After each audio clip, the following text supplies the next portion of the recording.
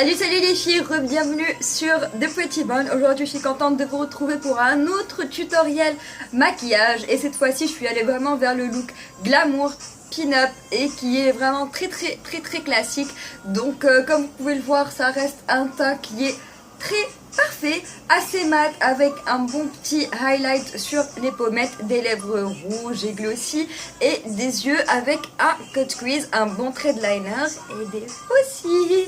Donc ça c'est ma version et mon twist d'un look pin-up, mais j'y ai apporté bien sûr, comme vous le voyez, beaucoup de glamour et beaucoup de brillance, étant donné que la pin-up classique est assez mat.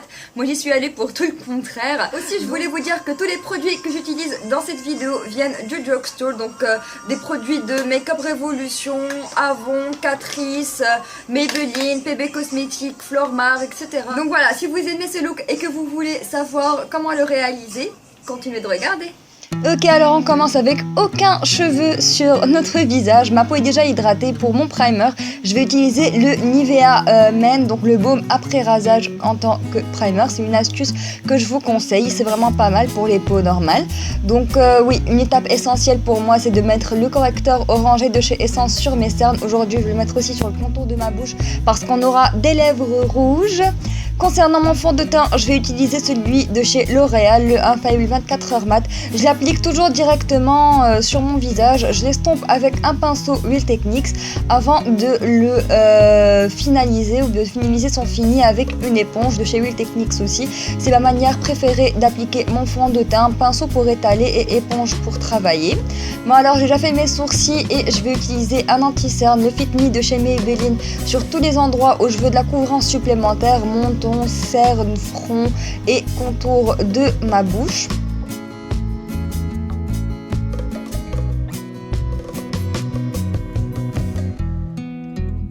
Pour apporter mon highlight dès maintenant, j'utilise le stylo highlighter Magix de chez Avon. Je vais appliquer ça juste sur mes pommettes. Comme vous voyez, en un trait assez long qui va jusqu'à ma tempe, ma zone T et les contours de ma bouche. Alors j'estompe le tout avec un beauty blender et aujourd'hui pour la première fois il me semble sur ma chaîne on va faire du baking, donc avec une houppette et la poudre Stay Matte de chez Rimmel. J'en ai gratté un petit peu avec un pinceau pour en faire de la poudre très fine. Je l'ai prise avec la houppette et je l'applique sur mes cernes et partout sur ma zone T, donc nez, contour de la bouche, front, vraiment partout, et je vais laisser cuire pendant que je fais mes yeux. Donc on va prendre la palette Iconic 3 de chez Make Up Revolution.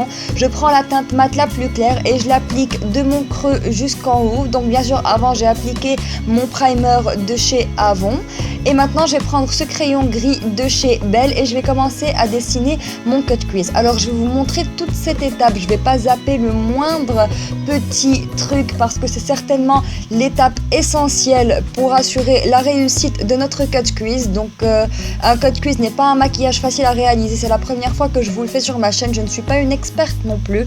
Donc déjà le fard de tout à l'heure, je l'ai mis du creux vers le haut. J'ai mis un crayon gris, pas noir parce qu'il est facile à estomper, sur mon creux pour délimiter la zone du cut crease, et avec un pinceau boule et l'autre teinte mat de la palette de chez Make Up Revolution, je vais prendre ça sur le pinceau crayon boule donc, et je vais commencer à estomper sur la ligne directement, et comme vous le voyez j'estompe sur la ligne et je vais vers le haut, je ne descends pas du tout vers le bas parce que je veux quand même cette ligne du bas qu'elle reste assez comment dire, assez pointue, assez bien tracée. De toute façon après je vais venir la définir de plus en plus.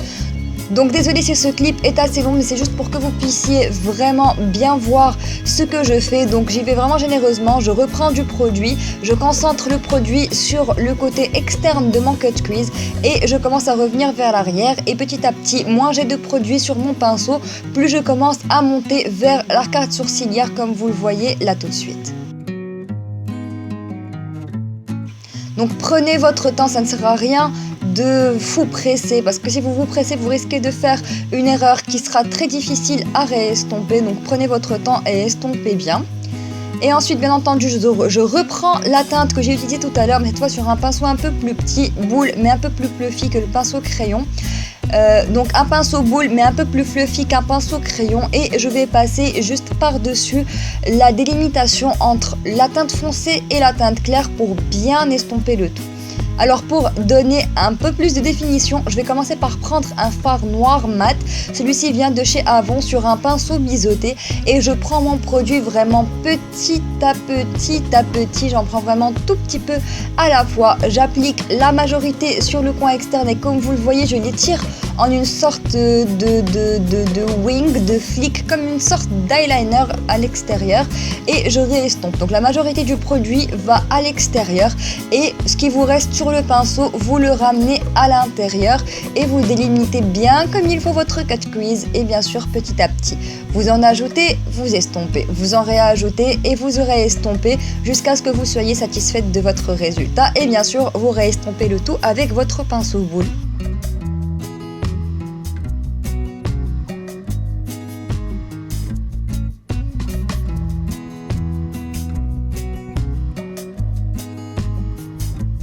Alors maintenant je vais prendre un fard à paupières crème, celui-ci vient de chez PB Cosmetics, c'est un rose gold, tout simplement un champagne rosé et je vais prendre ça sur un pinceau synthétique pour vraiment redélimiter ce cut crease et vraiment lui donner beaucoup plus de définition. Bien sûr je l'étire jusqu'à l'extérieur et maintenant je vais prendre ce liquid metal de chez Catrice, magnifique rose gold, sur un pinceau synthétique que j'ai vaporisé avec un petit peu de spray fixateur et encore une fois je vais prendre un pinceau synthétique pour délimiter le cut crease et avec mon doigt je vais impacter de la couleur pour avoir beaucoup d'intensité.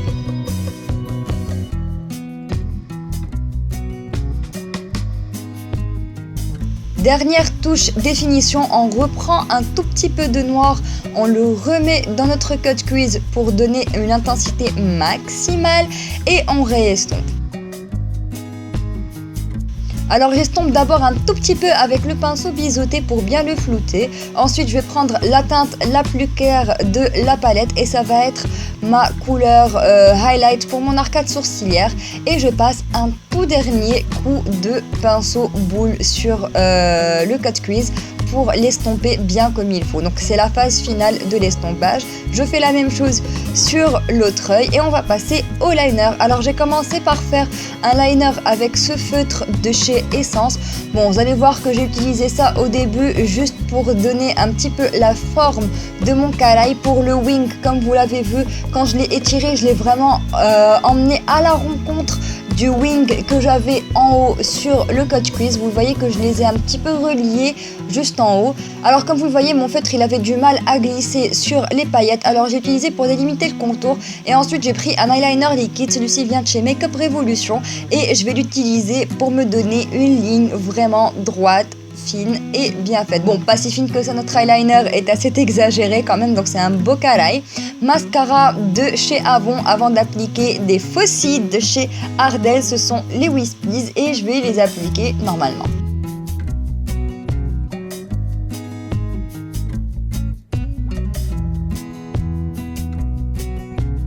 Alors un petit conseil, si vous appliquez vos faux cils ensuite, utilisez votre pince à épiler ou vos doigts pour pincer vos faux cils avec les vrais, histoire de bien les estomper. C'est mieux que d'appliquer du mascara et d'abîmer vos faux cils. Donc je reprends mon pinceau, cette fois on va enlever tout l'excédent de poudre que j'avais sur le visage. Donc notre baking est fini. Je reprends notre pinceau boule avec la couleur mat clair, je l'applique au ras de cils inférieur, je reprends mon noir avec mon pinceau biseauté, je l'applique sur le tiers extérieur de mon ras de cils inférieur et je l'estompe avec le pinceau boule. Je prends un petit peu un concealer, celui-ci vient de chez Sumita et je l'applique sur ma waterline pour faire mon highlight dans la waterline et pour appliquer un petit peu plus de lumière. Mascara cils inférieur et je reprends la couleur la plus claire de la palette pour la mettre au coin interne et voilà, et yeux qui sont finis. Maintenant on va terminer le teint. Poudre libre de chez Flormar pour fixer le reste de mon fond de teint. Donc partout où je n'ai pas fait de baking, je fixe mon fond de teint et je prends ce bronzer magnifique de chez Essence que j'aime beaucoup, c'est le Beach Cruisers.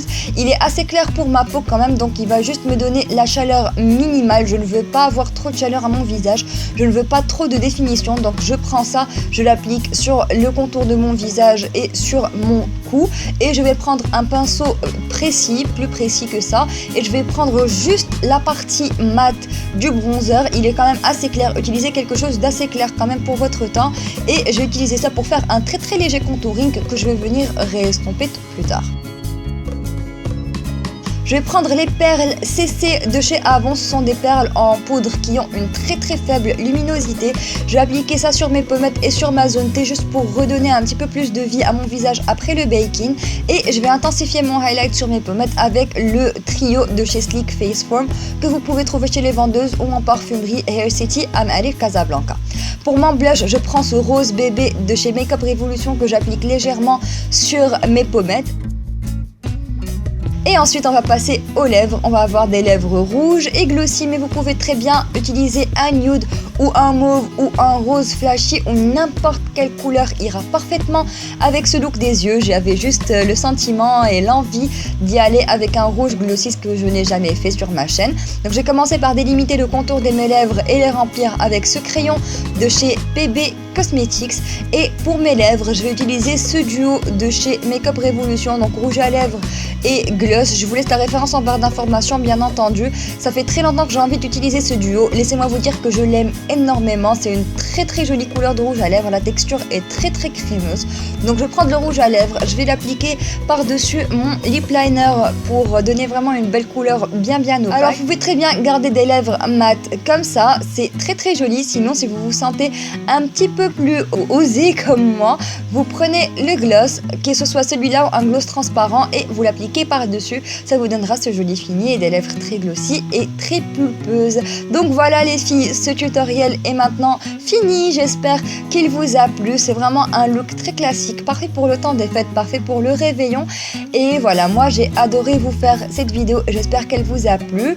En attendant la prochaine vidéo, moi je vais vous faire d'énormes bisous. N'oubliez pas de liker la vidéo si vous l'avez aimée et de me laisser vos suggestions en commentaire. Je vous fais de gros bisous. Bye bye, à plus tard.